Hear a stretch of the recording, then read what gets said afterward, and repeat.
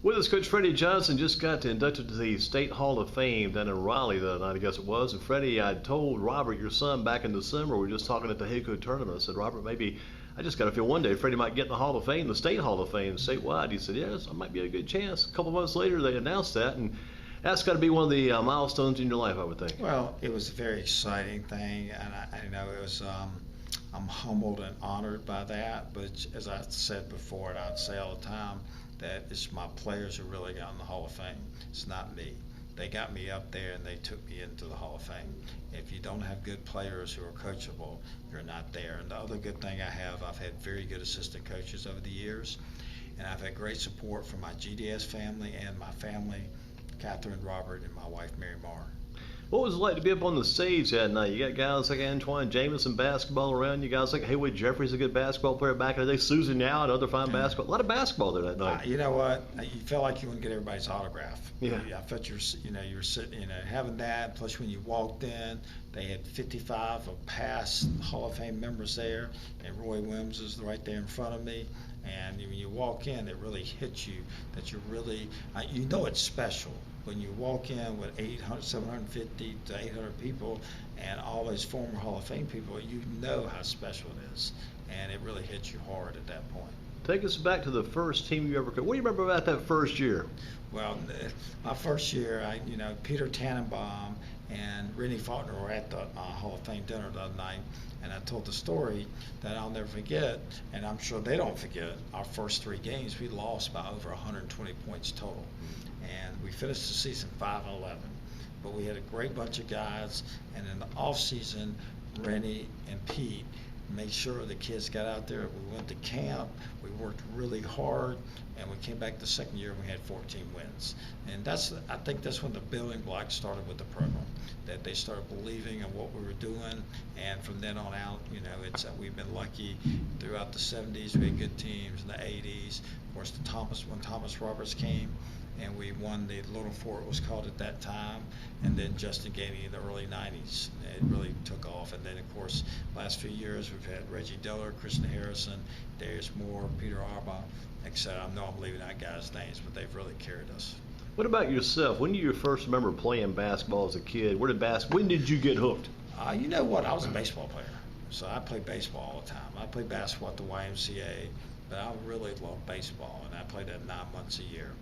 And I started coaching basketball at the Y when I was, sorry about that. No problem. When I was, Probably back when you were still in the high school, maybe. Turn the stupid thing off. I'm not on tape now. Yeah, we were all nonstop. We were nonstop. We're a business. But I first started coaching at 15 years old at the YMCA. And who got you going? Who got you? A guy named Chuck Whitehurst. He was the general manager at WFMI TV, and he covered the A&T, and we used to go to all the A&T games, and he got me excited about coaching.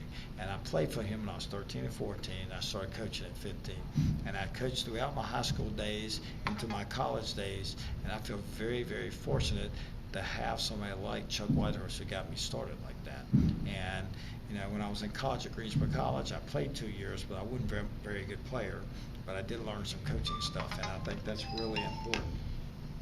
It's kind of big, too, the fact that you're able to play that college basketball. You maybe not the star player you talk about, but you got a lot of good experience. Even back then, had some good coaches helping you along the way, a lot of good coaches. Yes. When I started, in the early, I had my brother-in-law, John Cohen. He started with me early. And, of course, when Mac Morris retired, we got him on staff.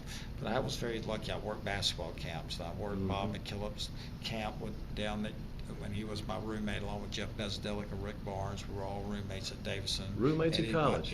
Who were those guys again? It was at camp. Roommates at camp. Roommates at camp. It was McKillop at Davidson. Yeah. Jeff Bezdelic. And Rick Barnes. You guys were campers, I guess. We were we were coaches. Coaches rooming together. Camp. Gotcha. We worked for Eddie Beanbach, and it was great. And so we got the experience. I got a lot of knowledge by doing things like that. I worked NC State's camp, and I used to work Duke's camp. I remember you working Duke's camp. You laid some groundwork there. I think Coach K's first year, we took 120 kids to Duke's camp from Greensboro Day School. 120 kids. 120 kids. And wow. And then the team camps came about, and so you quit doing stuff like that. So. Gotcha.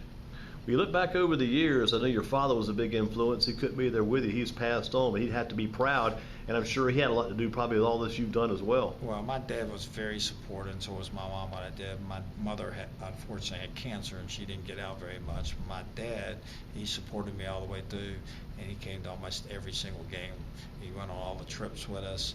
He loved it, and he couldn't have been any more supportive. And even though he wasn't actually there with us, he was there. I guarantee he was watching it. Definitely in spirit. And I know he was very proud of seeing me receive that award, and he would be honored too that I got it. What about if you had to pick over the players you've seen over the years, not necessarily just the kids from great, you've seen so much basketball, and it takes a while to stop and think about this, but the top 5 players you see, if you put your little team together, your dream team, Freddie Johnson's dream team, you might have Kevin McCoy, you might have Michael Jordan. Who would you have on that 5? You might even have yourself go ahead and play, be a player coach. 5 that I've seen or 5 that I coached? All combined. Well, because you can mix them up. That's a tough question. Of course, I would take David Thompson. Oh, great. Good call. Because I watched him at NC State when he was in college and worked camp when he was down there. He was a great player. Phil Ford, of course. Michael Jordan, of course. Yeah. It's hard to pick the 5 best college players, but those 3 guys really stand out to me. I thought, and when I watched Danny Manning play in middle school, I was so impressed with him. And I couldn't believe how well he could handle the ball and how well he passed the ball. Because they used to have a big middle school tournament, and you would get the winner out of that. Lim Cox did it, and they get a winner out of the thing. And I used to go every year with my dad and watch it. It was at Greensboro. And Danny Manning was the best in this area I watched. And maybe Raynor Harrison was really good too. Yeah. At the time. But definitely Michael Jordan, David Thompson, Phil Ford. Yeah, they would be I think without those doubt. 3 really stick out to me of being really good. And I'm sure you got John Lucas and all them, but those 3 I named are the 3 I really enjoyed watching all the time. Now you're in the Hall of Fame. You're still coaching Greensboro. What have you got left to do on this bucket list? The things you want to do basketball-wise? My bucket list is keep coaching. And my goal is to coach at least 8 more years. Good goal. I enjoy it. And I saw where Coach K signed a contract for 5 more years today, and I think he's 69. I'll be 62 this month. I don't feel any older than I felt 10 years ago. I love my kids. My current group of kids are a really good bunch to coach. We have some really good players returning. I return my 5 starters, plus my 6th, 7th, 8th, and 9th man on the team, and we feel really good about the upcoming season where we get started in a couple of weeks here. Let's congratulate you again on the Hall of Fame. We thought we'd try to catch you. Didn't get to catch you last week. You were pretty busy. I saw you everywhere on TV, in the paper, everywhere. But congratulations on that. That's a grand honor, and there's still more to go. 8 more years. You can do a lot in 8 years. Thank you very much. I really enjoyed it. I thank y'all for the coverage of high school sports, and I think Greensboro's very lucky to have so many good players in Greensboro. And you're a good consultant for this sport, too. Keep that up. Thank you very much.